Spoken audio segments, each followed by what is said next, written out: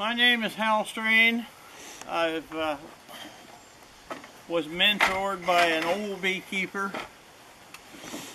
probably 20 some odd years ago, and he was an excellent beekeeper, set records for honey with his hives.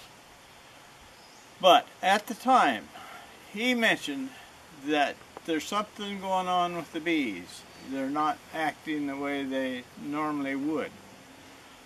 Now this is damn near 20 years ago. And so anyway, make a long story short, his back got bad, he quit, I bought out his stuff and got into it a little bit deeper. I had as many as, let's see, 12 hives I think at one time. And people kept saying, well, you need to treat. You've got to do this. Things are happening and you've got to stay ahead of it. Okay, so I did that. And I still lost bees, no more than anybody else. But I thought, there's something wrong with this theory, some way or another. So I thought, I'm going to start thinking like a bee a little bit here. Where do I see the bees? Well, they say there's no feral bees left. I can go out into the forest and I can find bees. I can go down the street and find bees in an old house that's been there for years. They're not the same bees. We know they're not the same bees, but bees are there and they're surviving. So, okay. Back to the story. I thought, okay, what do the bees normally do? Well, you can find them out there in a log someplace, a tree. Okay, I don't have a tree sitting in my backyard that's got a rotten cavity in it. There's two in town that I know of that have had bees. One of them still has bees. The other one, they were a threat to society, so they covered up the hole and poisoned the bees. Oh. But anyway, I went to a friend of mine and he gave me a chunk of cedar. And that was log hive number 1 out of cedar. It was about, that was like 2011, wasn't it? Yeah, yeah. You keep track of the dates, Pat. So anyway, it was a chore to hollow it out, but we did. We got it hollowed out, and it was I had to figure out, okay, how to put frames in it. And so I ended up putting frames in it. I would take a normal frame out of a hive body, which would be like so, and I would put it in the log, staple it at the top, staple it at the bottom. And I thought, okay, what good is that? It's no advantage to me. I can't see very well. So I cut part of it out, top and bottom.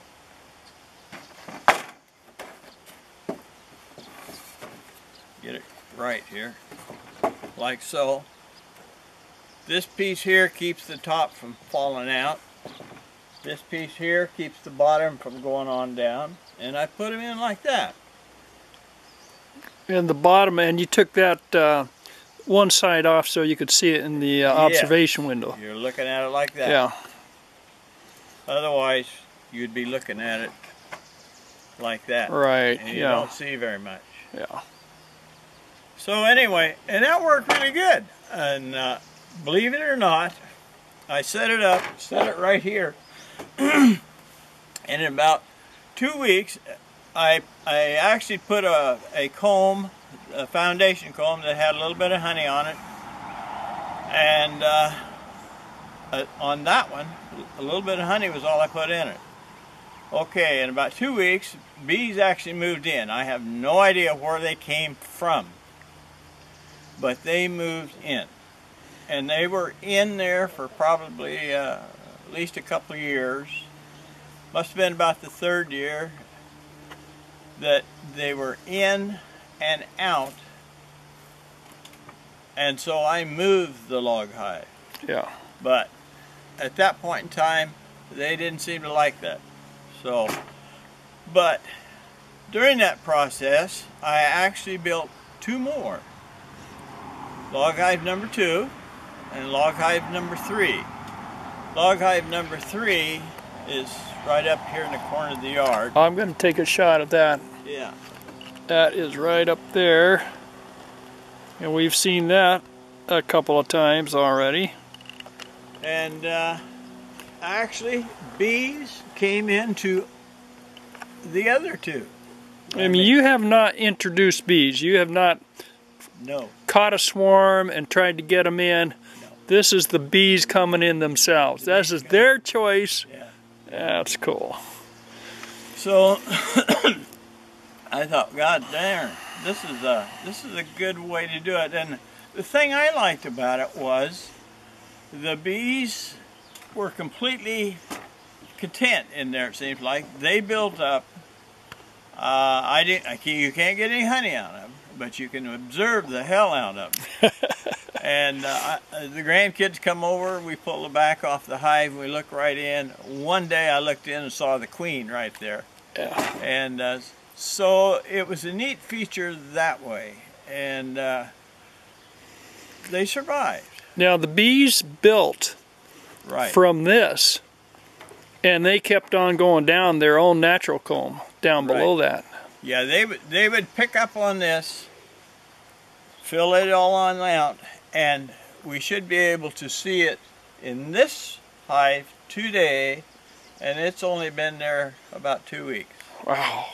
And they moved in and I've got a video that'll show you moving them in. Good, and good. They didn't come from log hive number 3. I don't know where they come from. They come from up past the house somewhere. Up the valley there. Up the valley. And it's not the right way to do it. The professionals will tell you that it's all wrong. But as far as I'm concerned, the survivor bees that, as these swarm, they're survivors. You're getting swarms out, and I have actually caught at least 2 swarms right around in my yard area here every year and given them to somebody. Or I think last year you gave one from number 3 to my neighbor Jim. Yes. And right. and those swarmed, and he's got 2 hives now. Right. This year. And there's the bees swarm, big deal. They're still in the area, and but they say healthy bees swarm. You know, if they're healthy enough, they will swarm. Yeah. I mean, that's how they reproduce. It's a natural process. It's a natural process. Don't screw with Mother Nature. Yeah. Sure. Okay, so this is number 4. This is number 4, and it's hard to find a log. And to get back to that, it's hard to find a log the right size that you can handle it, because you have to roll it around, tip it over, and you're working on all sides of it. And then eventually you have to put it together and stand it up. Yeah. Stand it up. And it was getting to be a point in time where I thought, do I need to do this anymore? Yeah. So I thought, okay, what do I look for in a log hive? I look for at least probably about a 2-inch rind anyway. And so I thought, okay, why don't we do it out of 1x12s? We've got enough room, and you can take and put them together. Yeah, and here we're talking about 1x12. Once you start in, you just, and I do it all with screws, so I make a lot of mistakes. I can take it apart and put it back together. And you've got room to still put your frames in. Like so. Yeah.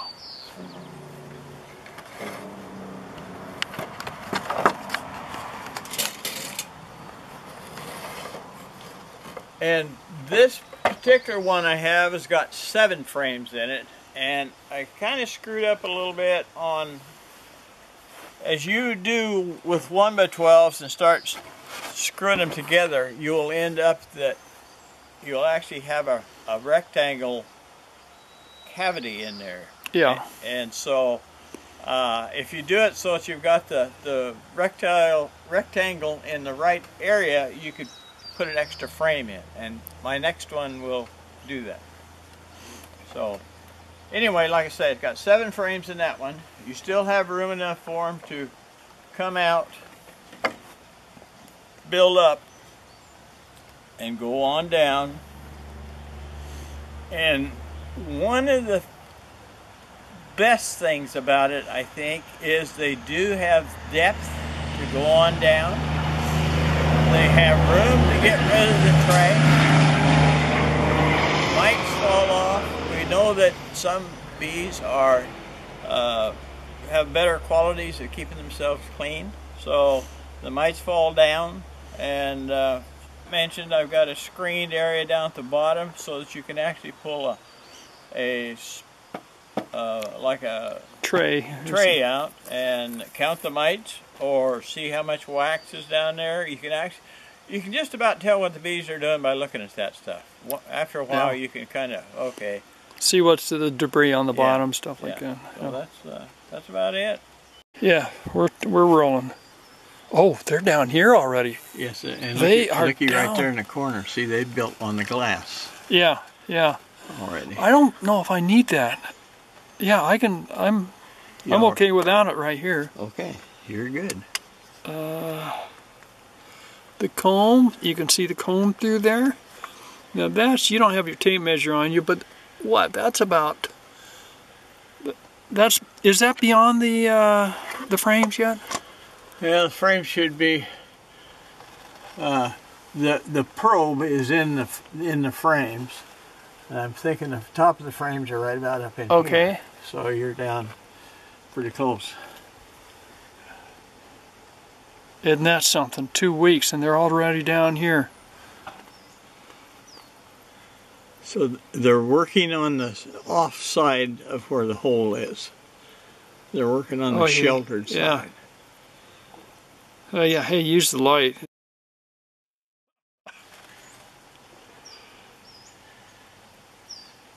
Boy, they build comb fast, don't they? Especially a swarm setting, because they are ready to build.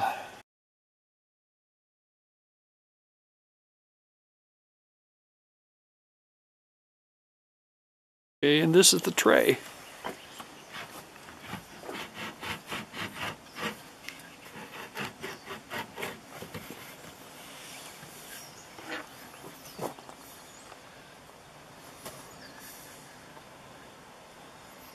See some pollen.